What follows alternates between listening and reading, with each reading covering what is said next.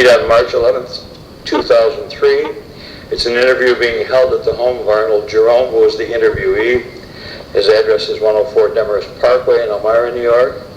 My name is Tom Mailey, and I'm a volunteer with the Chemung County Historical Society. Mr. Jerome was in the service from 1942 to 1946. He was in the U.S. Army, achieved the rank of lieutenant, and served in the United States and in Italy. Now, Mr. Jerome, why did you go into the service? Why did you go in? What was your motivation? Did you enlist or were you drafted? Oh, no, that's a little bit of a story. My brother and I were running our business, and somebody had to stay home. My brother was married, so I thought maybe it would be best for me to go.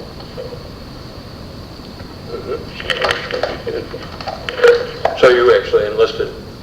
Make sure that they can hear you. What was your assignment? You said you were in the military police. How did you happen to get into the military police? I don't know. We went to Fort Niagara, first. In those days. And you went through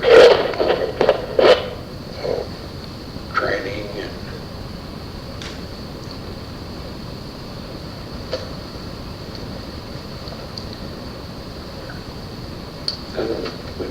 we presumably had a special mission. We went overseas.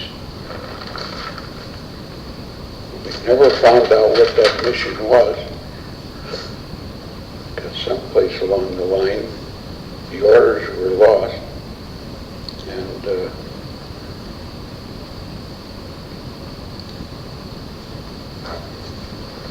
we stayed in North Africa for over 6 months, and then we made the invasion of Italy, landing in Naples.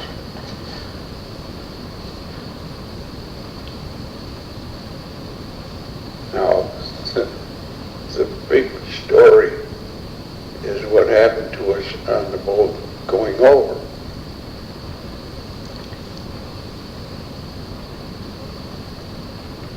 We were in a convoy of about 80 ships. And I think we were somewhere off the Canary Islands. And beautiful day, 10:30 in the morning, when a German submarine launched a torpedo against the ship. And the ship didn't sink. So naturally what happens is everybody else takes off, including all the support. And there we were, left out there in the ocean. The captain refused to do anything. And he said, we're going to continue to try to go on to where the closest land we could get to. So we ended up in the harbor at Oron, Algeria. The ship seemed to be surrounded by the best description I can give you, it looked like a large hose, about that big around.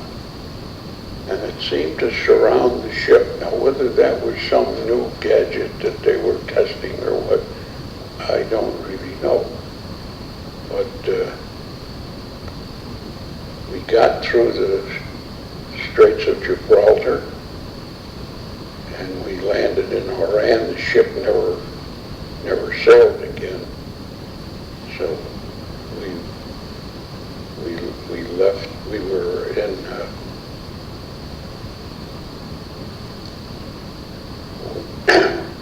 We landed in Oron, and then we went up to the in country,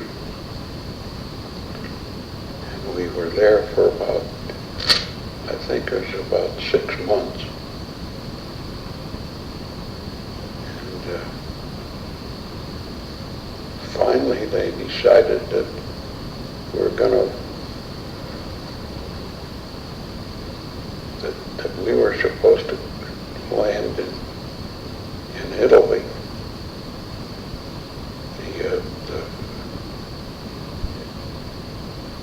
The battles in Sicily had taken place, and I think we relieved the 104th Airborne Division in Naples. I guess the reason I got into some of this stuff is because, typical Army, I was the only guy who could speak a language that they could understand. In Africa, of course, I spoke French. And then when we landed in Italy, there wasn't anybody in our outfit who could speak Italian. So there was a fellow in the Italian police department who had worked in Brooklyn for 6 years, and he could speak a little broken English. And so I said to him, his name was Tony, I said, look, you got to stay with me day and night and teach me how to speak Italian. Of course, I had taken 4 years of Latin in college, and so that was very necessary because we couldn't talk to anybody. I mean, you could arrest somebody, but nobody could talk to them. So this went on for a while.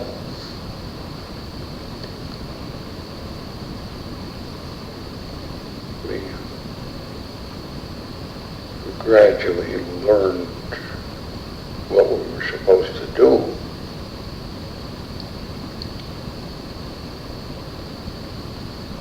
So the Americans had occupied Naples. Is that the idea? Was it an occupied city? We relieved, I think it was the 101st, because when I met a couple of guys there, they turned over all this crazy stuff. They turned over some cash. There was a big suitcase. The guy says, the American soldier said, look, he says, we're advancing now. I don't want to have anything to do with any of this money. So they dropped off the suitcase, and it turned out to be full of a lot of this phony money, you know, that we had. Script?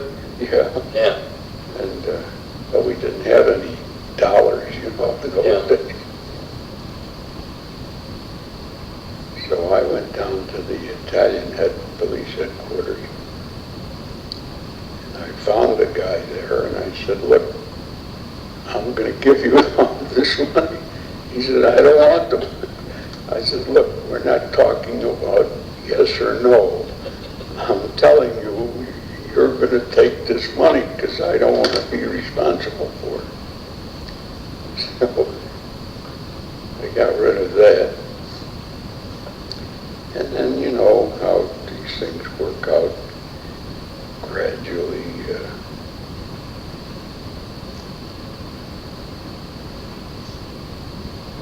You want to hear the story of how I got the... Yes. Oh, yeah.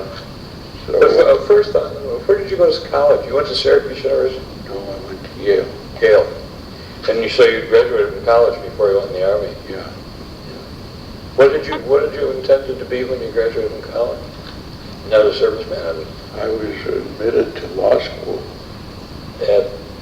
but there was a depression too. I couldn't pay my dues. Yeah. Yeah. So that didn't work out. Yeah, I'd love to hear the story on how you got to meet Chiba, please. I went, I said, So I was at home at that time. I used to go every day to read law in Harry Morrison's office, And but after a year, it was too much work, so I had to quit. But the experience you get, I suppose in those days there was no computers. So they had cards and with holes and everything. I suppose they said, this guy studied law and we were going to make him the chief of police or something. So anyway, it was an interesting job.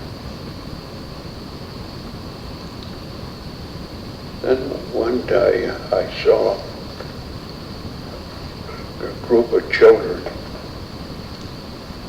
standing around where the soldiers were coming out of the mess hall. And they were waiting, and they'd hand out a piece of bread or a slice of bread or something. And I thought to myself, well, we have a lot of food left over. You know how soldiers are. You put the cigarettes into the mess kit and all that, and they throw everything out. And that night I had seen two old ladies going through the barbed wire that we put around the garbage cans and taking the garbage. So I went to see the bishop of Naples. And I said, if you would give me, I think I asked for about 12 charitable institutions like Home for the Aged and stuff like that. And they'd give you, if he would give me the names and addresses, and I would go to visit, see if everything was okay. And then we would deliver, we put up signs that every unit was supposed to eat the same thing. If we had mashed potatoes, everybody had mashed potatoes. So that way we collected everything, and we had cans of food. It was worth thousands of dollars,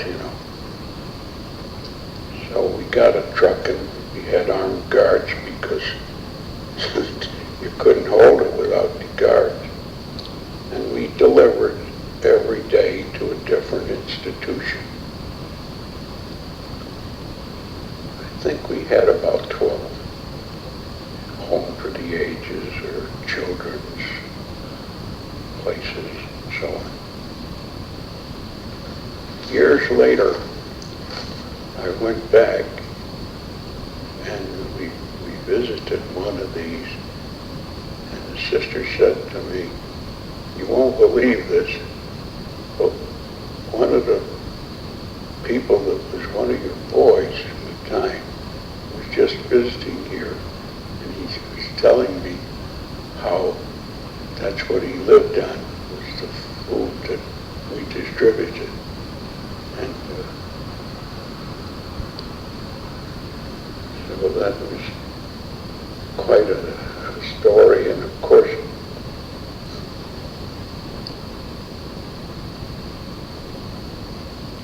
the Italian government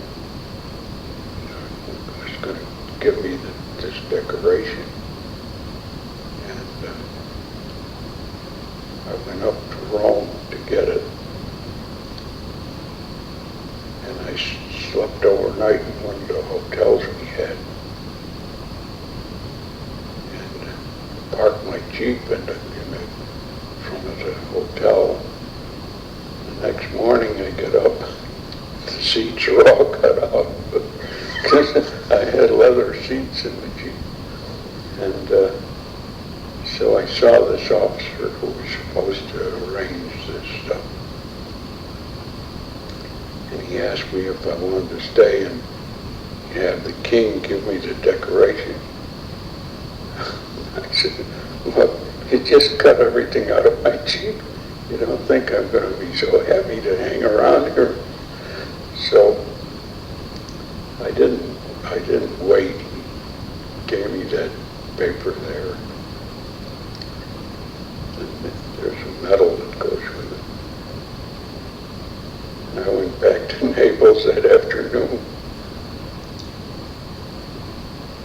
So, How did you meet your wife? What was that story? well,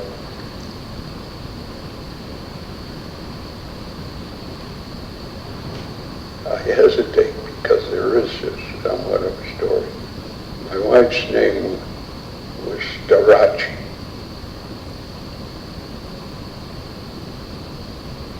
The secretary of the fascist party was named Starachi. He was a relative. And she used to write letters to him, you know, that some of her soldiers that needed some help and so forth. And he was a very nice guy, apparently, because we got some letters from him where he said he'd take care of this, get the guy to go back home and so forth. So, at one point, she had been a nurse in a German hospital in Rome. And the Germans began to retreat. And they wanted her to go along with them. And she said she didn't want to go, so she came back to Naples. And we were all together at the family's house one night, and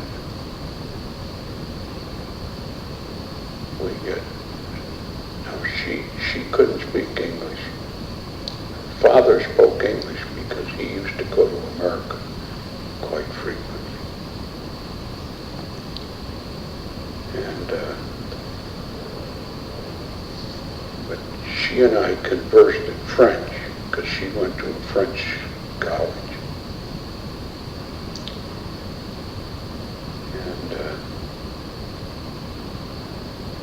There was one of her relatives that was in my outfit, and he kept bugging me. He'd say, "Come on, let's go visit my family," and so forth.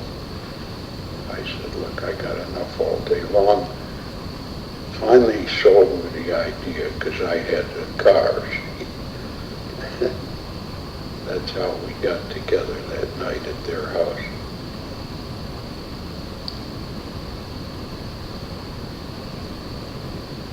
And then my wife moved into to be the nurse in the hospital just a couple of blocks away from us in Naples. The hospital had been badly bombed because there was an awful lot of bombing.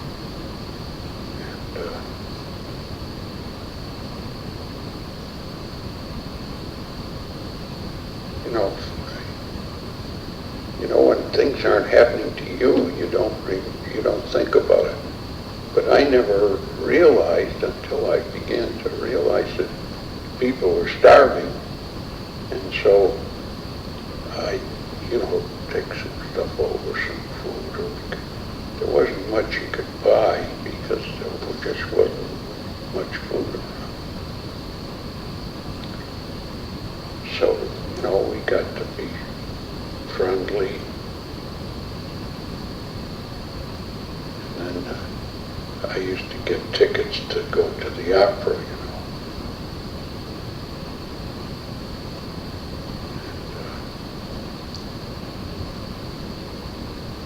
This relative of hers, I used to see him a lot. He lives on Long Island. I haven't seen him in a long time. I don't know if he's still alive or not.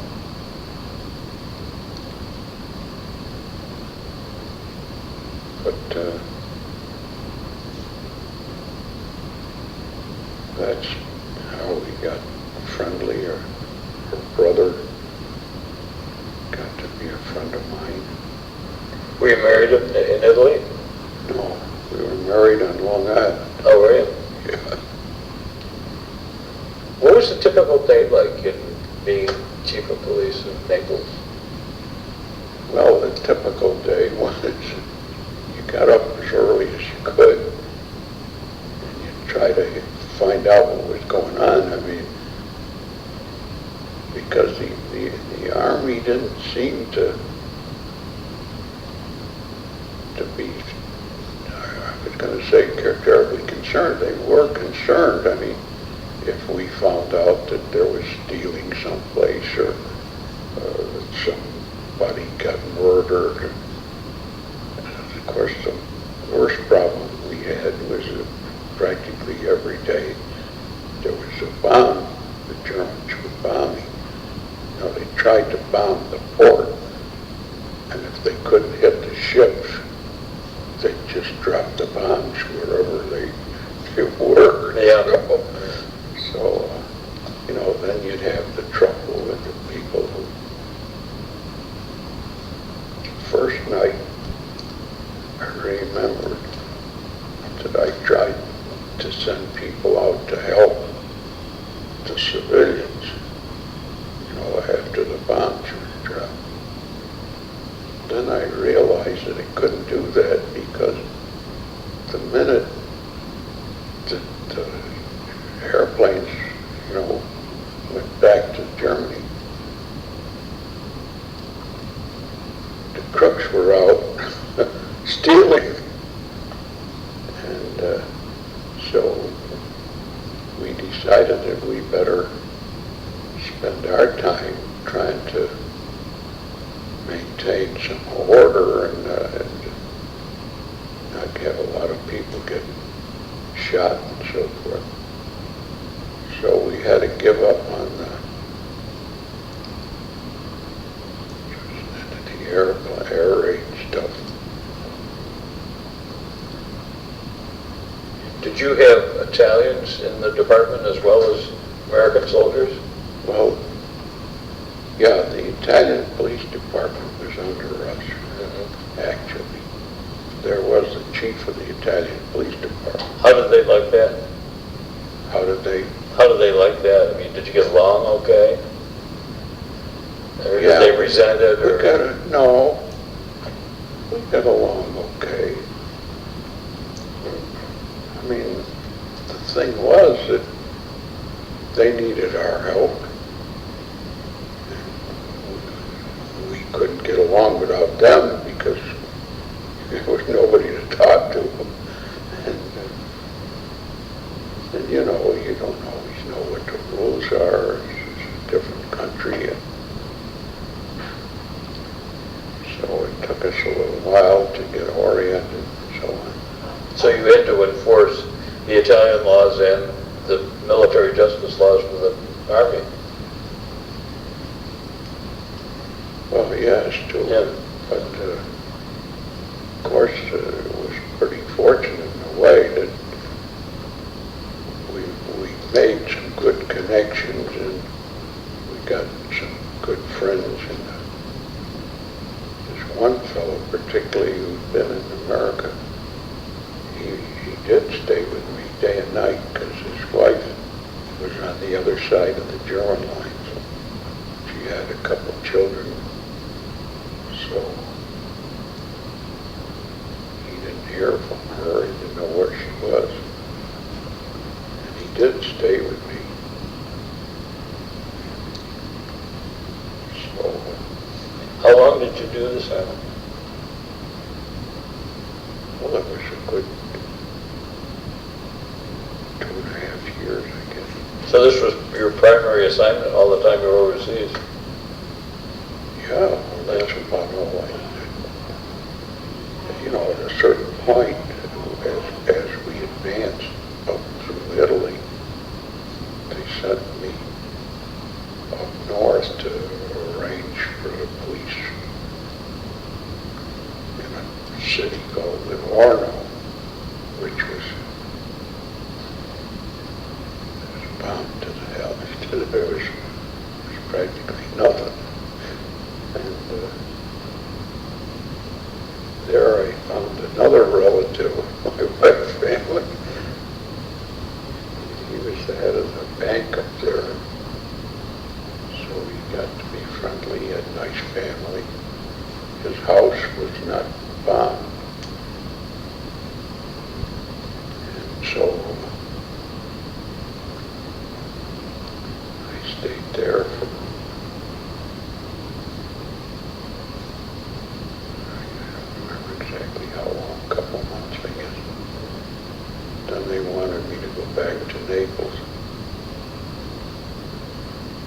Naples is a big city, you know. Yeah, I've never been there. Yeah. Well, with all the people coming in from the country there must have been 1 million people there. Wow.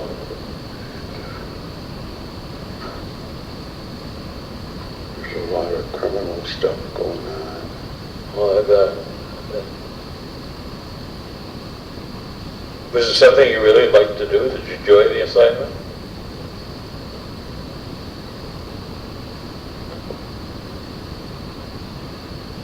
That's a hard question to answer. I mean, you do what you're supposed to do, I guess. Because you didn't have a lot of choice, I know. Yeah. Yeah. No, not very much. Yeah, yeah. Obviously it didn't catch your imagination for civilian life. I mean, you didn't come back and want to get into police work in this country after you got out of the service. No. The only thing, I got quite friendly naturally with the Italian police department. He gave me a beautiful pistol.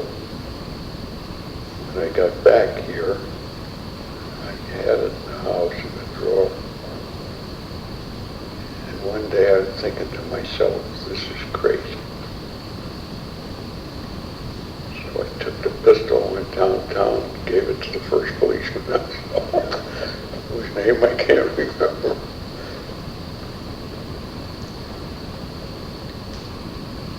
But now I'm sorry I did it. Oh, yeah. Could have been quite a trophy. Yeah. Did you stay in touch much with people you were in the service with over the years?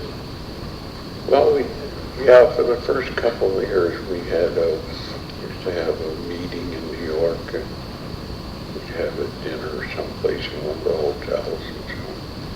Then things just dropped off. Yeah.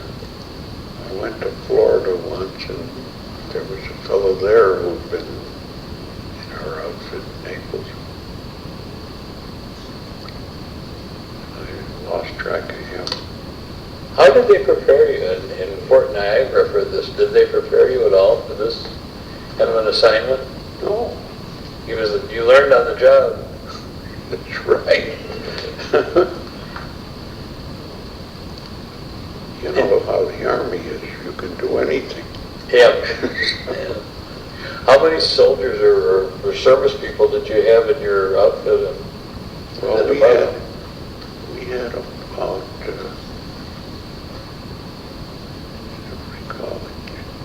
we were organizing companies and put a company on duty each day or something, where they'd have a certain section that they were responsible. So we had to direct traffic. That was one of the big things. Because, you know, the Army was moving trucks and material from the port up toward the front. Yeah. So,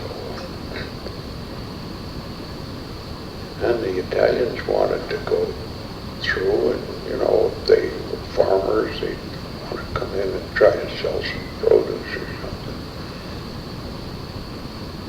And they'd come in with a little horse and a wagon, you know, and block up the streets. And so one day I heard that the Italian judge was charging these guys the equivalent of $1 and letting them go. So I went up to him and I said, gee, you know, this isn't right. We're going to all the trouble to arrest people, take them off the street, and you're letting them out. He says, well, what do you want me to do? He says, this is the only food that's coming in. So if I don't let them out there again, nobody's going to eat. So I said, well, I guess you're right. So I said, we'll arrest the horse and wagon. And then we'll let the guy go and find a place to sell his produce. So that's what we did. How did all this experience affect you as a civilian after you got out? I mean, how were you a different person from when you went in as a recent college graduate?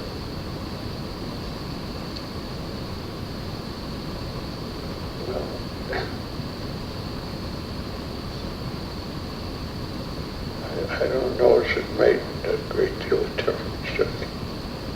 Was it a maturing kind of experience? Yeah, I guess so. I would think it would be. I mean, very different than going from Yale to law school to private practice. Well, naturally, of course, you learned a lot.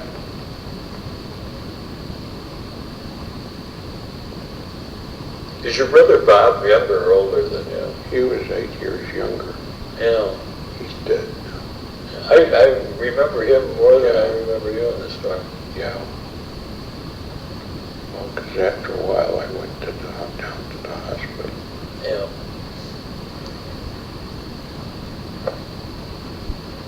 I had been on the board of St. Joseph's. I don't know if you knew Charlie Kennedy. Yep. He said to me one day, you don't want to do anything you're doing now, why don't you go and work at the hospital? So I said, well, I don't know anything about running a hospital. Well, he said, you could come in a couple hours a day. If you know Charlie, you could do anything. So I said, well, I'll try it. But you can't do that. You can't run a hospital 2 hours a day. So I ended up going full time. Yeah, there's the old expression is there are no part-time jobs, just part-time salaries. I guess about it. But it was a great experience. I loved it. I think of the satisfaction would be wonderful. Oh, yeah. Do you have anything that you'd like to say on the tape about your experience that you'd like to pass on to other people that might listen to this about your experience in service or how you felt about it?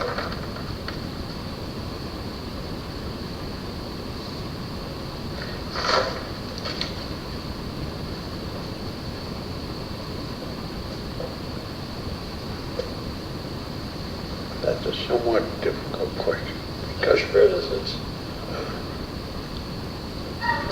I think that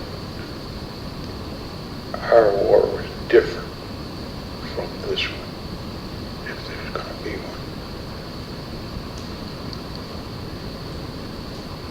Because we thought that we were doing something good. You know, you had this whole Hitler business and everything else. And you had a country that you happened to get into.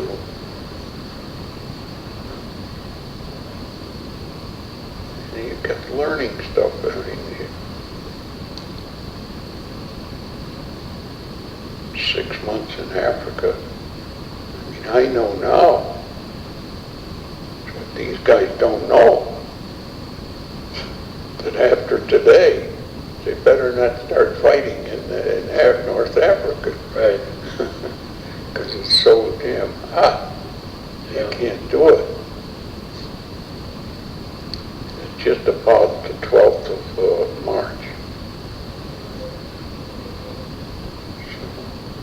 And then, I think we thought we were doing some good. We were trying to put the country back together, and tried to put some kind of order, you know, to organize the trains, stuff like that. Try to stop a lot of dishonesty and things like that. You know,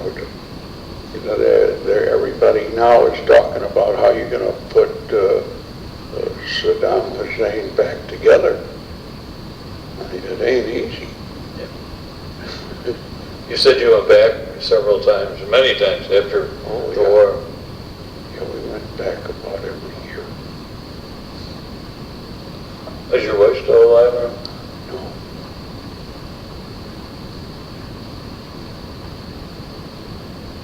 Well, it obviously was one of the more unique experiences that I've heard. You know, it was Probably.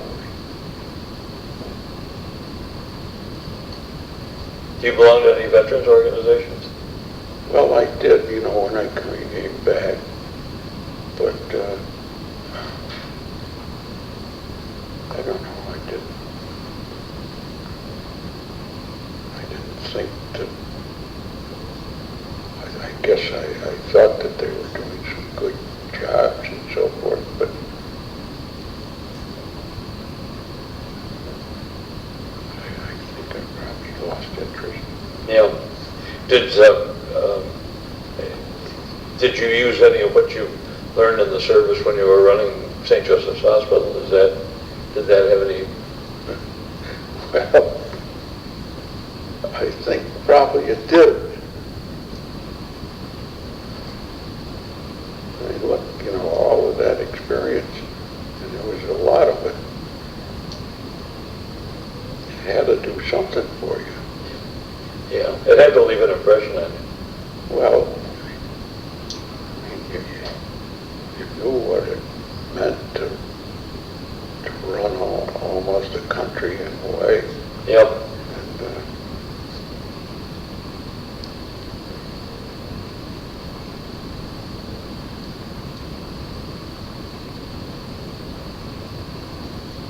And I appreciate the chance to talk to you about it, and I'm going to leave one of my cards, and I'd like to have you, if you have any afterthoughts or second thoughts, I'd love to come back and talk to you.